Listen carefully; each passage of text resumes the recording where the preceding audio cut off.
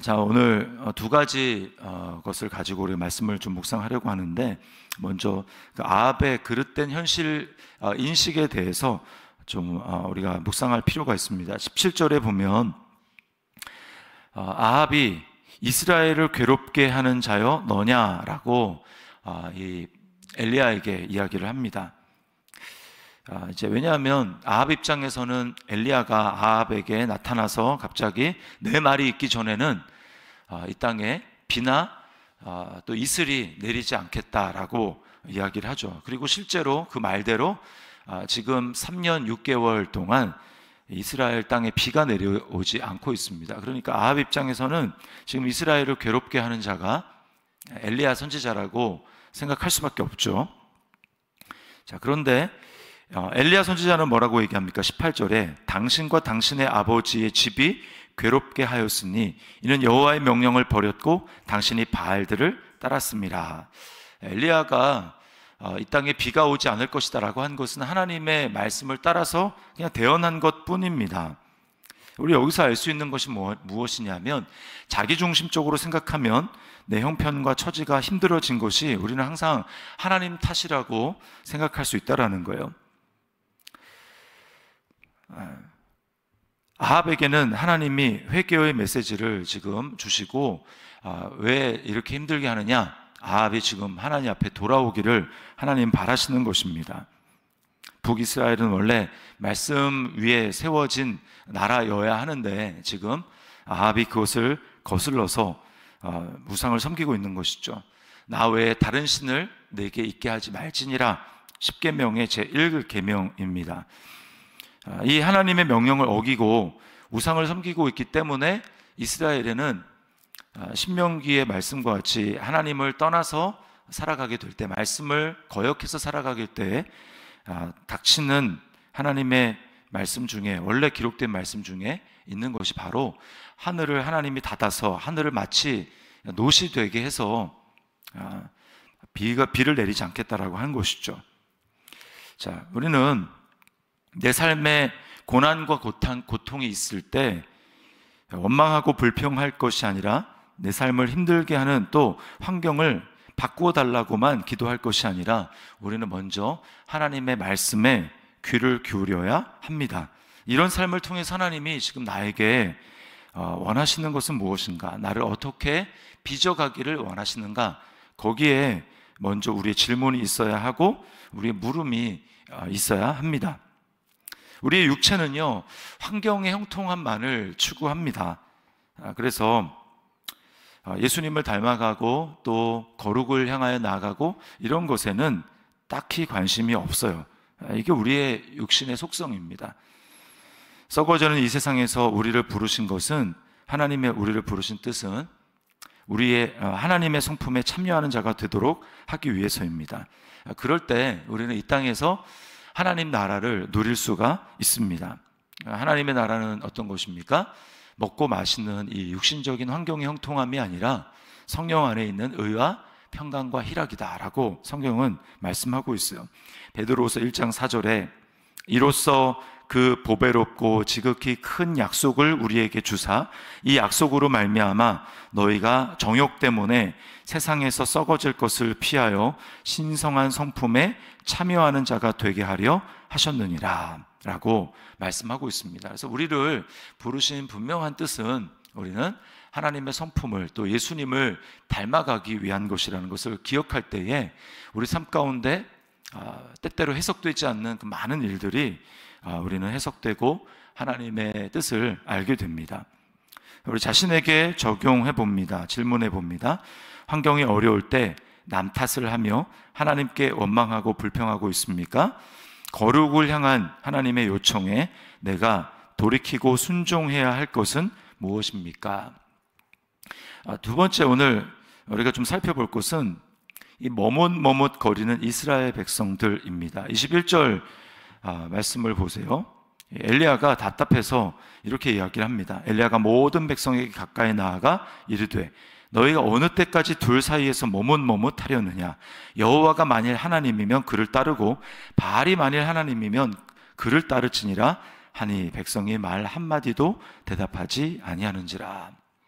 지금 양쪽 사이에서 머뭇머뭇하는 이스라엘 백성들에게 지금 엘리야 선지자가 강력하게 요청하고 있는 것입니다. 진짜 하나님이 진짜 하나님이면 여호와를 따라라, 이렇게 이야기를 합니다. 왜 이스라엘 백성들은 머뭇머뭇하고 있을까요? 그들은 하나님에 대해서 실제로 경험해 보지 못했기 때문에, 하나님을 경험하지 못하기 때문에, 하나님의 살아계심을 보지 못하기 때문에 그렇습니다. 우리가 하나님의 살아계심을 경험하기 위해서 반드시 필요한 건 뭐냐면 믿음의 기도입니다. 믿음의 기도. 그래서 이제 내일 믿음의 기도인 엘리야의 기도가 나오고, 오늘은 잘못된 기도, 믿음의 기도가 있어야 되는데 잘못된 기도인 이 바알 선지자들의 기도를 통해서 반대로 기도는 이렇게 하면 안 되는구나 라고 하는 것을 우리가 교훈을 얻을 수 있습니다. 자, 먼저 이제 엘리야 선지자가 제안을 하죠. 이제 갈멜산에서 양쪽 다 나무와 그리고 송아지를 준비를 해서 각을 떠서 불만 붙이지 말고 이것을 준비하고 기도해서 불을 내리는 신이 참신인 것으로 하자, 이렇게 이야기를 합니다. 그래서 먼저 바알 선지자들이 먼저 합니다. 26절에 보면 아침부터 낮까지 뭐라고 합니까? 바알이여 우리에게 응답하소서 하나 아무 소리도 없고 아무 응답하는 자도 없으므로, 이렇게 이야기를 하죠. 그리고 28절에 보니까 이에 그들이 큰 소리로 부르고 그들의 규례를 따라 피가 흐르기까지 칼과 창으로 그들의 몸을 상하게 하더라. 지금 몸을 자해를 하면서 기도를 하고 있는 이 바알 선지자들의 모습을 봅니다. 그리고 29절에 그들이 미친 듯이 떠들어 저녁 소재 드릴 때까지 이르렀으나 아무 소리도 없고 응답하는 자나 돌아보는 자가 아무도 없더라. 지금 언제부터 시작했습니까? 아침부터 시작해서 지금 저녁 소재 들을 때까지 지금 몸을 상하게 하고 피를 내면서 그들이 막 미친 듯이 떠들어대면서 바알이 응답해달라고 하지만 아무런 응답이 없는 것입니다.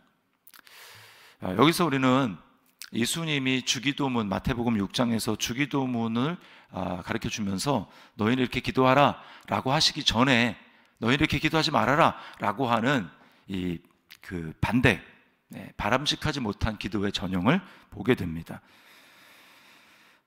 주님은 중언부언하지 말라고 말씀을 하시잖아요. 중언부언이라는 말은 의미 없는 말을 똑같이 반복하는 것을 이야기를 합니다. 단지 기도를 똑같이 반복하는 게 아니라 의미 없이 주문을 외우듯이 반복하는 게 중언부언이에요. 자, 왜 중언부언을 하게 됩니까? 내가 지금 믿는, 내가 기도하고 있는 나의 대상이 살아있는 신이라는, 살아있는 하나님이라는, 인격적인 하나님이라는 그 믿음이 없기 때문에 우리는 주문처럼 기도를 하는 겁니다. 하나님이 인격적인 하나님이 아니라는 거죠. 그러니까 그들은 지금 바알 신을 섬기고 있는데 스스로 내가 이제 믿는 그 바알 우상 신이 인격적인 신이 아니다라고 하는 것을 그들은 보여주는 것입니다. 반면에 우리가 기도하는 하나님은 어떤 하나님입니까? 오늘 우리가 이제 곧 또 개인 기도를 할 텐데 어떤 하나님입니까? 주님께서는 우리에게 이렇게 기도하라라고 말씀해 주시면서 첫 번째 바로 아버지라고 부르라는 것입니다. 아버지요. 우리 성경에는 하늘에 계시니 먼저 나오지만 원래 원문에는 아버지요 당신은 하늘에 계시는 분입니다 이렇게 나오죠. 그러니까 제일 먼저 불러야 될 것이, 기도할 때 내가 어떤 내용을 가지고 기도하는 보다 제일 먼저 우리는 내 기도를 지금 들으시는, 내가 지금 입을 열어 기도하고 있는 내 기도를 들으시는 분이 나의 아버지시다라고 하는 것을 우리는 고백하며 기도하는 것입니다. 그래서 기도의 내용을 급하게 내놓기 전에 우리는 먼저 아버지라고 부른 다음에 그 하나님이 지금 나와 함께 하신다라는 것을 기억하고, 아버지 되시는 하나님 앞에 내가 기도하며 얼마나 감사하고 큰 특권인가라고 하는 것을 곰곰이 묵상하며 그 다음에 이제 기도할 필요가 있다라는 것입니다. 우리의 기도는 믿음의 기도입니다. 이들이 왜 또 인격적인 그런 믿음이 없고 또 그들이 기도를 듣는다라는 믿음이 없는 거죠. 하나님이 기뻐하시는 기도는 믿음의 기도입니다. 믿음의 기도라는 것은 나의 열심 이전에 약속에 근거하고 있는 것입니다. 약속에. 하나님이 이런 약속을 해주셨고 그 약속을 해주신 분이 살아계신 하나님이고 인격적인 하나님이시기 때문에 이런 약속을 반드시 지키신다라고 하는 그 하나님의 신실함에 근거하는 것이지, 내가 얼마나 큰 소리를 낼 것인가, 내가 얼마나 열정적으로 기도할 것이, 이것은 그 다음의 문제예요. 약속이 먼저입니다.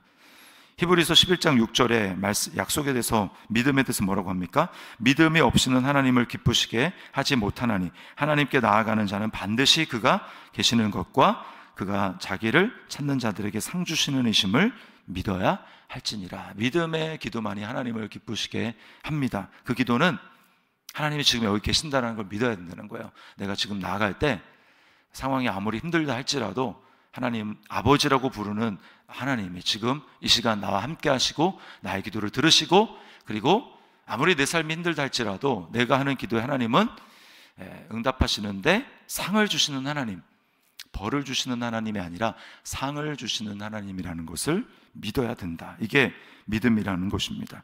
이게 하나님의 약속이죠. 이 약속을 믿고 기도하는 것입니다.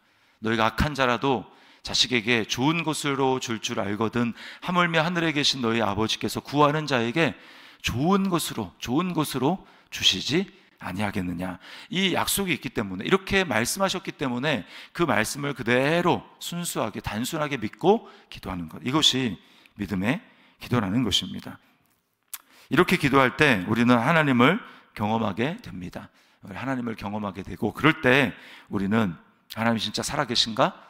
안 살아계신가? 의심하면서 머뭇머뭇거리는 것이 아니라, 오늘 이스라엘 백성들처럼 그렇게 하는 것이 아니라, 하나님은 살아계시고 나를 사랑하시고 나의 삶을 이끌어 주시는 좋은 하나님이라는 믿음의 그 확신 위에 실제로 그 믿음이 쌓여서 우리는 하나님을 따라가는, 주님을 따라가는 그런 삶을 살아가게 될 줄 믿습니다. 오늘 그렇게 좋은 하나님을 따라가는 우리 저와 여러분의 삶이 될 수 있기를 주님의 이름으로 축원합니다.